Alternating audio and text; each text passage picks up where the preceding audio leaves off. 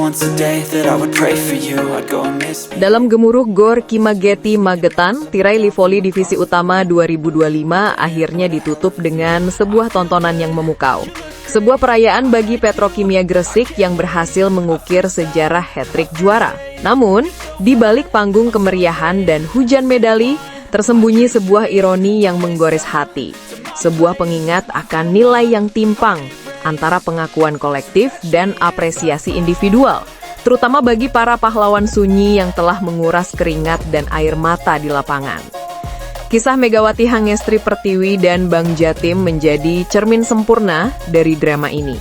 Meskipun gagal menggapai Grand Final, kehadiran Megatron, seorang pemain dengan kaliber internasional yang baru saja menorehkan tinta emas di Liga Korea dan Turki, telah menjadi magnet yang tak terbantahkan. Bang Jatim yang diperkuat Megawati, Rika Dwi Latri, dan Maya Indri berhasil merebut posisi ketiga setelah menumbangkan Raja Wali O2C dengan skor meyakinkan 3-0. Kemenangan ini yang mengukuhkan mereka sebagai tim perunggu disertai dengan hadiah uang pembinaan tim sebesar 50 juta rupiah. Nominal yang tentu saja terhormat sebagai pengakuan atas kerja keras tim dalam satu musim kompetisi yang panjang dan melelahkan. Akan tetapi, ketika mata kita dialihkan dari angka hadiah tim menuju penghargaan individu, sebuah jurang yang menganga tiba-tiba tampak jelas. Mediol Stiovani Yoku, bintang Petrokimia Gresik, yang tampil tak tertandingi sepanjang turnamen, dinobatkan sebagai Most Valuable Player atau MVP, gelar tertinggi yang dapat diraih seorang pemain. Pencapaian ini adalah kulminasi dari dominasi total, sebuah pengakuan mutlak atas dedikasi dan keahlian di atas lapangan. Namun di tengah gemuruh tepuk tangan, terkuak fakta bahwa hadiah uang pembinaan yang diterima oleh seorang MVP, sang pemain paling berharga di kompetisi paling elit di kancah amatir Indonesia, hanyalah sejumlah 3 juta rupiah.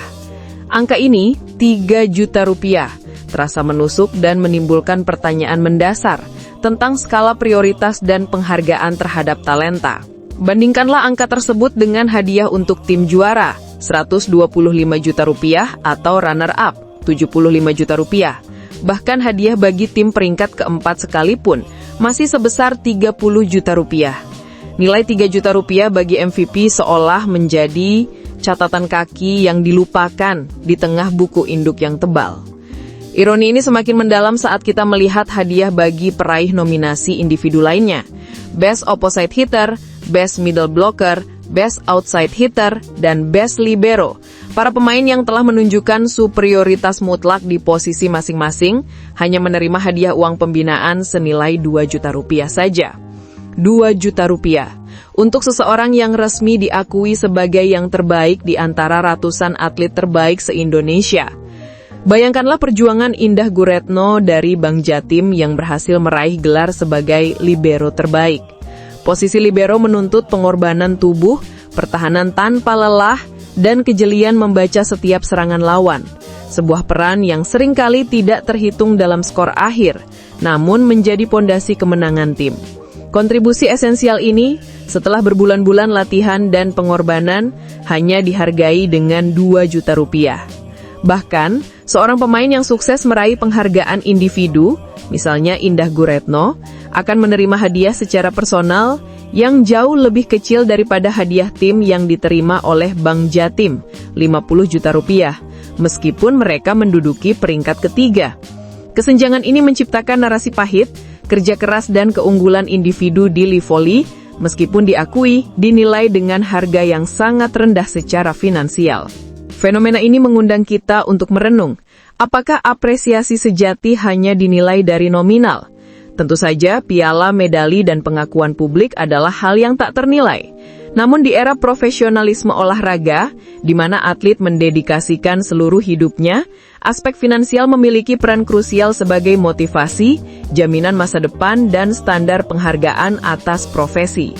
Livoli Divisi Utama adalah panggung amatir tertinggi, yang seharusnya menjadi jembatan sekaligus barometer menuju proliga yang profesional.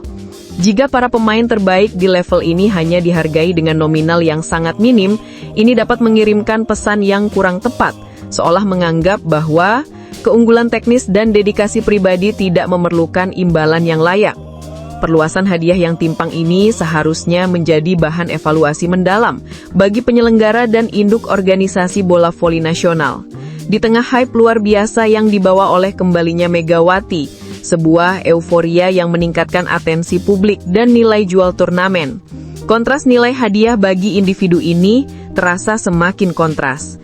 Kehadiran Megawati, terlepas dari hasil akhir timnya, telah membuktikan potensi ekonomi dan daya tarik voli Indonesia.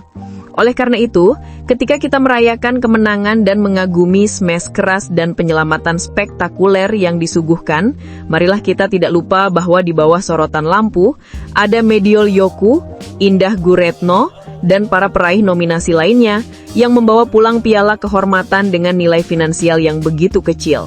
Sebuah pengorbanan yang seharusnya dibalas dengan apresiasi yang jauh lebih bermartabat, sepadan dengan keringat dan gairah yang telah mereka tumpahkan demi memajukan olahraga voli di tanah air.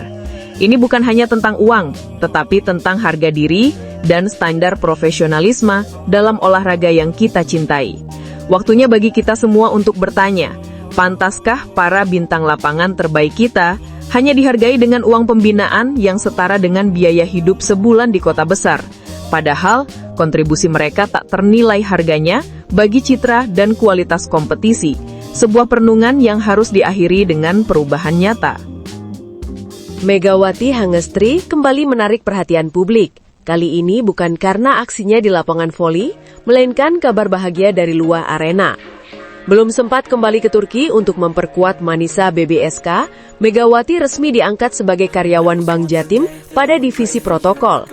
Keputusan tersebut menjadi kejutan sekaligus bentuk apresiasi atas dedikasi dan kontribusinya terhadap tim voli putri Bank Jatim selama ini. Menurut Corporate Sekretari Bank Jatim, Fenty Rizkayana, proses rekrutmen Megawati telah melalui tahapan seleksi sesuai prosedur, mulai dari psikotes, wawancara, hingga pemeriksaan kesehatan. Statusnya sebagai pegawai tidak menghalangi kiprahnya di dunia voli profesional, karena Bank Jatim memberikan izin cuti di luar tanggungan untuk menjalankan tugas sebagai atlet internasional.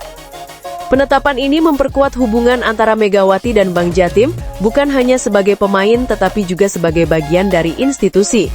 Langkah tersebut menunjukkan komitmen perusahaan dalam mendukung karir atlet di dalam maupun di luar arena olahraga.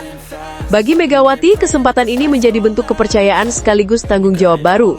Ia kini tidak hanya dikenal sebagai Megatron yang tangguh di lapangan, tetapi juga sebagai figur profesional yang menginspirasi, membuktikan bahwa dedikasi dan kerja keras akan selalu membuka jalan baru bagi mereka yang pantang menyerah.